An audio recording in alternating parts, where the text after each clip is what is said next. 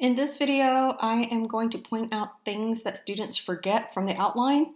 I am going to give you an estimate of how much time you need to spend on each task to do well on the task. I'm also going to provide warnings with respect to mistakes or choices or decisions that students make with respect to what is presented in a task that has often rather negative consequences for their students. That is in virtue of how much attention or engagement they decided to give with respect to a given element, component of a task. So let's go ahead and start with an iteration. So notice that task 1 through 4 of Unit 2 have their own deadline, which is, like the 14-day mark pretty much. There's the official deadline, there's the late deadline. Remember that if you submit something that requires writing by the late deadline, you might not see your results until the end of the semester, and therefore you will not know what your real grade is because I might not grade it until the end of the semester. Please keep in mind that there is a special deadline for task 5. The deadline for task 5 is 10/24, but only that deadline, only that task has an extra week, and I explain why in green. So you can pause the video or after the video, remind yourself of what the reason I give for giving you an extra week for task 5. Keep in mind that there is no late deadline as such for task 5. You either submit it by this time or you do not. Okay, so the time commitment is 15 to 20 hours. If you're really taking a lot of notes and you tend to take longer to process information and instructions and execute them, you might require as many as 25 hours. But keep in mind, everyone, that you will have had 4 weeks to complete this. So you are spending between 3 and 5 hours a week on this course, which is not a lot at all. If you were in my course face-to-face, we'd be spending almost 3 hours just in the classroom each week. All right, so as you can see, collectively, this is worth 24% of your course grade. Some of you have already completed this. There is an extra credit deadline that I gave with respect to getting 5 extra credit points and some course bonus points for completing this sooner rather than later. So see the course announcements for that. For this, you're going to need at least 2 hours, I would say, if you're working through it as intended, maybe as many as 3 hours. For this one right here, okay, so for this one, you're going to need about an hour for the videos, for the video-based lectures, and the written lecture. So there's going to be a document that you download. Oh, this is so important, guys. Step 1 of this task right here is to download a study guide. My students really suffer when they do not download the study guide and then answer the questions and respond to the prompts that I have in the study guide for task 2, because I use those questions and prompts for the study guide not only in test 2 or the unit 2 test, but the unit 3 test and the unit 4 test. So you might as well just go ahead and work through the 3 videos and the 1 written lecture, and take time to respond to questions and prompts in the study guide, because you're going to need at least some of the answers throughout the rest of the semester. So I'm going to say that you're going to need about an hour for the lecture part, and then maybe add another hour for actually taking notes. Maybe if you want to pause and rewind the videos a lot, take extra time to do a second read of the written lecture, which is only about 2 pages long, you might need up to 3 hours. So we're estimating right now that just for these 2 tasks, you're going to need between 2 and 6 hours. The one that is going to take you the longest, or should take you the longest, will be learning about, preparing for, and then completing the Unit 2 test. So as you can see, it says read through the study guide and follow some videos to get coaching, a mini lecture, tips, and warnings. Again, there are students who completely ignore or hardly pay attention to any of the test prep videos I provide. At least 1 or 2 of the videos have clarifying lectures that are 5 to 10 minutes long. I provide hints and clues and warnings, especially when it comes to multiple fill-in-the-blank items. Please don't make the same mistake. Don't choose to ignore stuff and thereby choose to get a lower result in your performance outcomes. Choose to reflect intellectual perseverance in harnessing all of your physiological and psychological resources within your being to comprehend, navigate, and execute the intellectual task that is the test prep videos and study guides that I have provided for you prior to your clicking on the link to the Unit 2 test.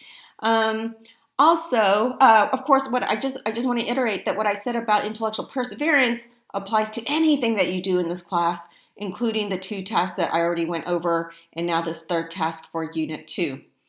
All right, so now let's go to, if you work through these, through the study guide and the lecture and the test prep videos that go with the study guide, that in and of itself is going to take you about an hour and 20 minutes.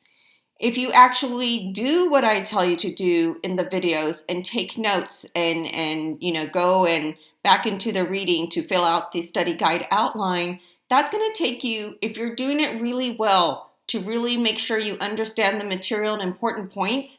You're really studying, you're really preparing, you're really making sure you understand whatever's in the study guide, then you're going to probably want to spend at least 3 hours total, at least, just going through the study guide, following the videos, and doing what the videos tell you. Me, personally, because I try to manifest excellence as a student, I would probably spend even longer than that. Going through the study guide, organizing my notes, checking my notes, making sure my notes are accurate, clear, and precise. I probably would spend as many as 3 or 4 hours just with all that. Then I would take the test. The test is timed with 60 items for 100 minutes, so that's about an hour and 40 minutes. So now I'm saying that you're going to need at least 5 hours to study, prepare, check your learning. So now with respect to, and I meant to do this right here. So now we're at 2, 4, 8, I would say minimum of 8 hours for these 3 tasks. A minimum, and maybe you'll get a C. You have a C average across these tasks, but you might need to spend as many as 3, 6, 12 hours across these 3 tasks. So again, you have to make the choice and the decision as to how much you want to engage. Visualize the grade that you want for this course. Then visualize the grades that you're going to need along the way as you complete this course. Visualize, in turn, the level of engagement that you will need to perform and show that you have learned some lesson, whether it's how to write an argument, construct an argument, or to differentiate between one theory and another, and whatnot. Okay, so now let's go ahead and get to task 4. Hold on. Let me adjust my screen here. Okay. So when it comes to task 4, you're going to contextualize and generate a meaningful question for a peer in our first dialectic board.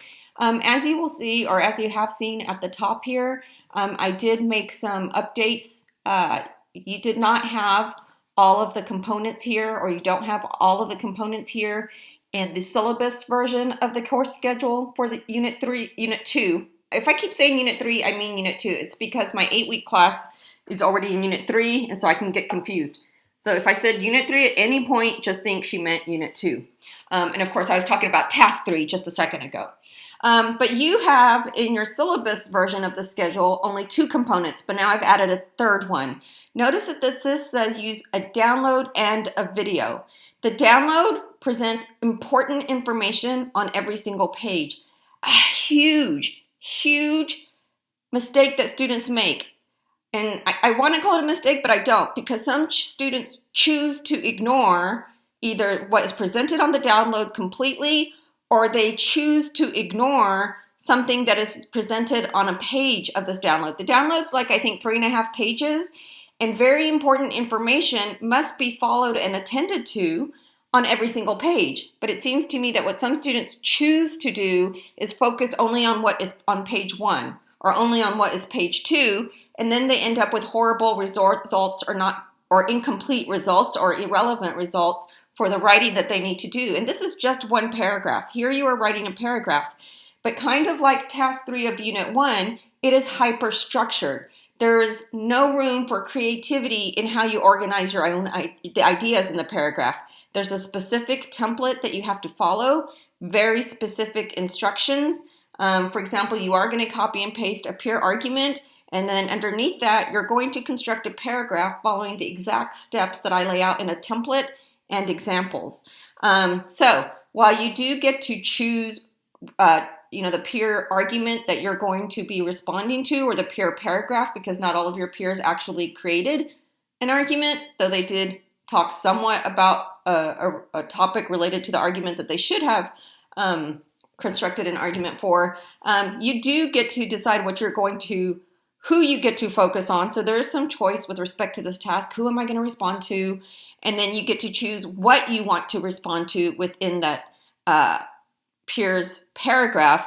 But what you don't get to choose is how you lay out the organization of the ideas, the claims, and a question that you have to ask in constructing a paragraph toward your peer. So huge mistake is to not download the document, to not carefully and slowly read through the document, to not check your response, your paragraph, your submission with the document and every single page. Some students will do this, but they don't follow the video. And so because they don't follow the video, they missed other information, warnings, or whatnot. And so that shows. So please, guys, I'm asking you to choose wisely. You know that saying, I'm sure you heard it all the way through K through 12, make smart choices, okay? So make sure you work through all this. This is really important, just follow all the instructions. In fact, I don't even know why I say it's important, because if it's written down or I have it in video, it's important. So now, this is going to take you, with the video and the written lesson, it's going to take you at most, the video is going to be about 20 minutes long. To read the written instructions is going to take you maybe 15 minutes. So that's about 35, 40 minutes. Taking notes, maybe another 20, 30 minutes. So this is going to take you about an hour to an hour and a half to get the lesson, get the instructions, get the warnings. And then it's probably going to take you about maybe an hour to read through your peer responses, half an hour to an hour, maybe half an hour. And then it's going to take you maybe another half an hour to an hour to make sure that you really are paying very close and careful attention to not only what your peer actually says or does in their in their item 1 construction from task 3 of unit 1, but making sure and double checking that you really have met all of the requirements for what I'm looking for in your response with respect to what was presented to you in this component for this task 4. So I'm thinking that you're going to need anywhere from, let's say, an hour, hour and a half, 2.5. I'm going to say about 3 to 4 hours for this one as well. Okay, so right now we have gone from a range of 8 to 12 hours for task 1 through 3 to about 11 to 15 hours to get through the first 4 tasks. So again, manage your time wisely, make good choices, prioritize, pace yourself. Don't wait to do everything all towards the end when you're stressed out and tired. Remember, there's extra credit for getting these different things in by a certain date. So in other words, I'm encouraging you to pace yourself. This last item right here, it's similar to what I've said before already about other tasks. Make sure you follow all the instructions. I have step-by-step instructions and what I'll be looking for in this 2-paragraph response. When you're responding to the question and your peer response to your paragraph, then you're going to reply to their response. One paragraph is supposed to do one thing, another paragraph is supposed to do another thing, and I have very specific expectations. I'm going to say that this one, depending on what your peer actually says to you about your item 1 paragraph from task 3 of unit 1, this is going to take you anywhere to do a really good job. Double check against the instructions, double check your writing. It's going to take you an hour to 2 hours to do. So now, for all of the tasks, as I've gone through this with you, we're talking about 14 to 17 hours. So maybe not even 20 hours, but maybe as many if you need more time to slowly and thoroughly process things.